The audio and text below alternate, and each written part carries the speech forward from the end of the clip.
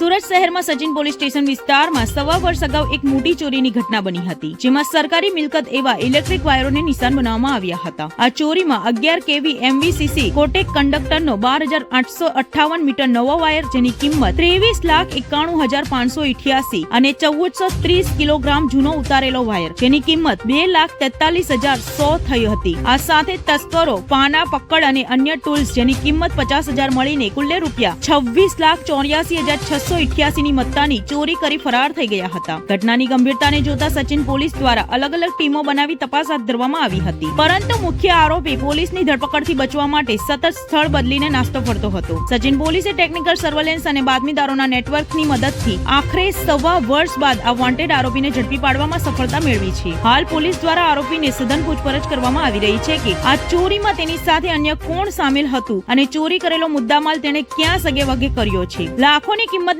Copper અને coated વાયરની ચોરીના આ કેસમાં આરોપીની ધરપકડ બાદ હવે અન્ય કડીઓ પણ ખુલવાની શક્યતા છે। સચિન પોલીસની આ કામગીરીથી મિલકત વિરોધી ગુના આચરતા તત્વોમાં ફફડાટ વ્યાપી ગયો છે।